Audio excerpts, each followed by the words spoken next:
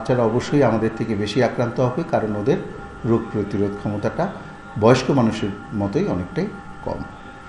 তো করণীয় কী হবে এক্ষেত্রে? দেখা যায় বাচ্চাটা যখন রাতে শুয়ে দিয়েছেন তখন হয়তো হালকা করে ফ্যান ছাড়া বাচ্চাটা ভালোই আছে, আরামে আছে। যখন রাত 2টা-3টা বাজবে তখন দেখা যাবে বাচ্চার শরীরটা হয়তো ঠান্ডা হয়ে গিয়েছে, বা গরম কাপড় পরাতে মাথার পিছনটা ঘাটটা একটু ভিজে গিয়েছে ঘামে, এই ঘামটা বসে গিয়েই ঠান্ডা লেগে যায়। কাজেই এই সময় একটু বাড়তি যত্ন খুবই প্রয়োজন। 10-12 টুকরা করে শুকনা সুতির কাপড় যদি বাচ্চার আশেপাশে রেখে দেওয়া যায়, প্রতি ঘন্টায় না হলেও 2-3 ঘন্টা পরপর শুকনা পাতলা সুতির কাপড় দিয়ে মাথার পিছনটা পিঠটা একটু মুছে দেওয়া যায়, তাহলে কিন্তু বাচ্চার ঘাম জমে গিয়ে আর ঠান্ডা লাগার সম্ভাবনা থাকে না। ফ্যানের বাতাসটা যদি আমরা ফুল স্পিডে না দিয়ে হালকা করে ছেড়ে রাখি আর বুকের উপরে একটা পাতলা সুতির কাপড় দিয়ে রাখি, তাতেও কিন্তু বাতাসটা ডিরেক্ট লাগছে না। এবার আসেন খাওয়া দাওয়া। 6 মাসের আগে বাচ্চাকে যদি শুধুমাত্র বুকের দুধ দেওয়া যায়, তাহলে কিন্তু বাচ্চা প্রচুর পরিমাণে অ্যান্টিবডি পাচ্ছে ভাইরাস ব্যাকটেরিয়ার এগেনস্টে, তাহলে কিন্তু বাচ্চাটা আর রোগে আক্রান্ত হওয়ার সম্ভাবনা অনেকটাই কমে যাচ্ছে। কিন্তু যদি আপনি শুধুমাত্র বুকের দুধ ছাড়া, যেখানে রোগ প্রতিরোধ ক্ষমতা বাড়ায়, বাইরের যেই কৌটার দুধগুলো আছে সেগুলোতে কিন্তু রোগ প্রতিরোধ ক্ষমতা বাড়ার কোনো রকম এলিমেন্ট নেই, সেই বাচ্চাদের কিন্তু দেখা গেছে বিভিন্ন গবেষণায় বুকের দুধ খাওয়া বাচ্চারা যে কোনো রোগ থেকেই অনেকাংশেই মুক্ত। এখন 6 মাস পরে বিভিন্ন রকম খাবার আছে, ফলের রস আছে, বা বাইরে বিভিন্ন সিরিয়াল বেস খাবার আছে যেগুলা বাইরের দোকানে কিনতে পাওয়া যায়। সেগুলোর থেকে যদি আপনি একদম পারিবারিক খাবারটা খান, একটু ভাত, একটু খিচুড়ি, একটু সবজি, একটু নরম মাছ, এগুলো যদি চেটকিয়ে নরম করে দেওয়া যায়, এগুলোর মধ্যে কিন্তু রোগ প্রতিরোধ ক্ষমতাটা অনেক বেশি বাড়ে রাদার দেন যেগুলো বাইরে সিরিয়াল বেস খাবারগুলো পাওয়া যায়। কাজেই বাসার খাবারের প্রতি যদি আপনি মনোযোগী হন, 6 মাস পর্যন্ত যদি শুধুমাত্র বুকের দুধের প্রতি মনোযোগী হন, বাচ্চার এই রকমের শীতেও বা টেম্পারেচার বেড়ে উঠতেও বাচ্চার কিন্তু রোগশোক হওয়ার সম্ভাবনা অনেকটাই কমে যায়। ধুলোবালি, শুষ্ক মৌসুম, আপনি বললেন যে আমরা বড়রাই মানে একদম খারাপ অবস্থা হচ্ছে, এই ঠান্ডা লাগছে, গলা ব্যথা হচ্ছে, মাথা ব্যথা হচ্ছে, আবার গোসলের একটা বিষয় আছে, কোন পানি দিয়ে কখন গোসল করব। অন্য সময় ঢাকাতে আমরা ঢাকা বা অন্য যে কোনো জায়গায় গরমকালে 2বার গোসল করি, বাচ্চাদের ক্ষেত্রে কি করণীয়? আর একটা বিষয় হলো, আপনারা এই মুহূর্তে গত যদি আমরা 15 দিন আগের চিত্র বলি, 7 দিন আগের চিত্র বলি, এখন কোন কোন রোগে বা এখন বেড়েছে কিনা এটা বলবেন, আর কোন কোন রোগে আসলে বেশি আক্রান্ত হয়ে শিশুরা হাসপাতালে আসছে? এই সময় যে দুটো রোগ সাধারণতভাবে বেড়ে যাচ্ছে তা হচ্ছে গিয়ে ঠান্ডা কাশি থেকে নিউমোনিয়া অথবা ব্রঙ্কিওলাইটিস, আরেকটা হচ্ছে পাতলা পায়খানা হয়ে ডায়রিয়া।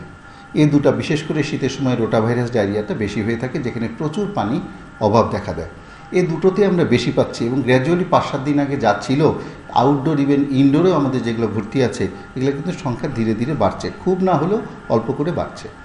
এখন ধুলোবালির মধ্যে 1 বছরের আগে আসলে মাস্ক ব্যবহার করার কোনো রিকমেন্ডেশন WHO দ্বারা নেই। তো কাজেই 1 বছরের উপরে যদি বাচ্চা থাকে, যেসব বাচ্চা 2 বছর, 3 বছর, 4 বছর, ধুলোবালি থেকে বাঁচার জন্য এই সময় আপনারা জানেন শীতের সময় শুষ্ক আবহাওয়াটা বেশি হয়, একটা ওদের বিভিন্ন কালারফুল মাস্ক আছে বাজারে, বিভিন্ন রঙের, 7 রঙের, তাদের দৃষ্টি আকর্ষণ করার জন্য এগুলা কিন্তু বাচ্চারা পরিধান করতে পারেন যখন আপনারা বাসার বাইরে যাবেন। আর বড়দের ক্ষেত্রে তো একই, বড়রা তো সবসময় ব্যবহার করে থাকে। এতে বাইরের ধুলোবালিটা আমাদের নাক মুখ দিয়ে ঢুকতে পারে না, এতে নর্মাল যে ঠান্ডা কাশি, কমন কোল্ড বা অ্যালার্জি ঠান্ডা বলে থাকি, এগুলা কিন্তু অনেকাংশে কমে যায়। আর ভাই এই যে গোসলের ব্যাপারে একটা কথা বলতে চাই। মায়েদের খুব কমন প্রশ্ন থাকে, আচ্ছা গোসলটা কখন দিব? আচ্ছা গোসলটা কি প্রতিদিন দিব না 1 দিন পর পর বা 2 দিন পর পর? এই ক্ষেত্রে আমার সবার কাছে একটা খুব সহজ একটা নিয়ম আছে, সেটা হচ্ছে শীতটা যদি অল্প থাকে, খুব বেশি শীত না থাকে, আপনি ঠিক দুপুর 12টা থেকে 1টা কুসুম কুসুম গরম পানি দিয়ে 2 থেকে 3 মিনিট বাচ্চাকে গোসল করিয়ে নিয়ে আসতে পারেন। মাথাটা একদম মগ দিয়ে উপর দিয়ে পানি না দিয়ে, মুখের নিচ দিয়ে পানি দিয়ে বাকি হাত দিয়ে তুলে মাথাটা মুখটা ধুয়ে দিতে পারেন। এটা গোসলটা হতে পারে মাত্র 2 থেকে 3 মিনিট, প্রতিদিনই দিতে পারেন। কিন্তু যদি হয় কড়া শীত, অনেক শীত, এতটা শীত, সেক্ষেত্রে আপনি 1 দিন পর পর বাচ্চাটাকে গোসল দিতে পারেন, তবে সময়কালটা কিন্তু দুপুরের দিকে হলে ভালো হয়। আবারও আপনার কথাতে আসি যে আমরাই যেখানে অনেক সমস্যা ফেস করছি, সেক্ষেত্রে আসলে বাচ্চাদের ক্ষেত্রে কোন কোন উপসর্গগুলো কি কি দেখা দিলে এই শুষ্ক মৌসুমে বা শীতের এই সময়টাতে, তাহলে দেরি না করে বাবা মাকে যেন নিকটস্থ যে স্বাস্থ্যকেন্দ্র আছে সেখানে অথবা চিকিৎসকের শরণাপন্ন যেন হয়। এই ঠান্ডা বা শুষ্ক মৌসুমে আসলে কোন কোন এই দিয়ে এই জিনিসগুলো হবে, এবং তখন বাবা মা কি করবে? শেষ প্রশ্ন। ঠান্ডা কাশি লাগলে প্রথমে আমরা যেটা করি, আমরা একটু অপেক্ষা করি 2-1 দিন, যে ঠান্ডা কাশি হয়েছে, নাক দিয়ে পানি পড়ছে, সাথে সাথে আমরা কিন্তু অপেক্ষা করে আমরা যে পারিবারিক খাবারগুলো খাচ্ছি এটা দিয়ে আর যে নিয়মগুলো আছে এগুলো মানতে পারি।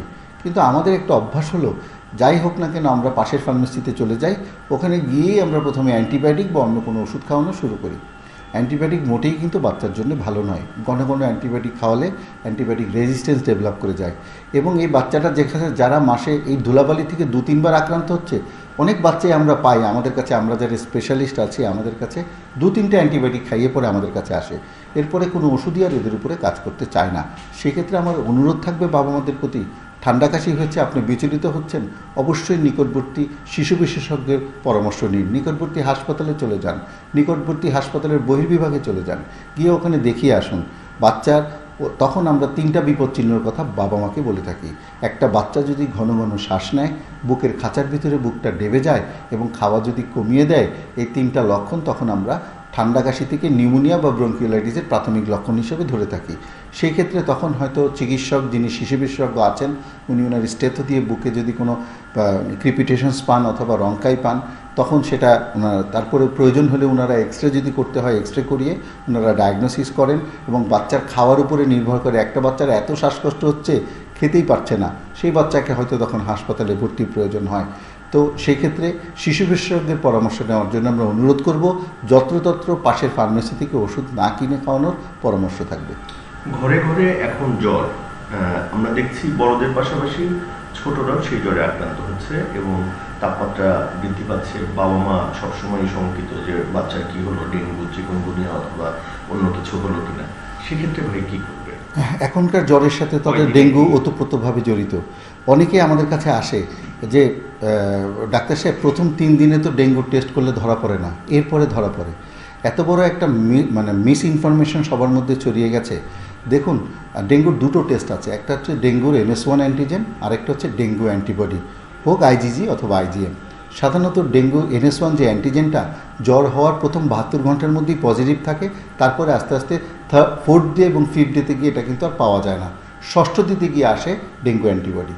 কাজে কোনো রোগী যদি আমাদের কাছে জ্বর হয়ে থাকে এবং 72 ঘন্টা পরে আমাদের কাছে আসে, আমাদের কিন্তু ওই সময় ডায়াগনস্টিক টুল একটা CBC ছাড়া আর তেমন কিছু থাকে না।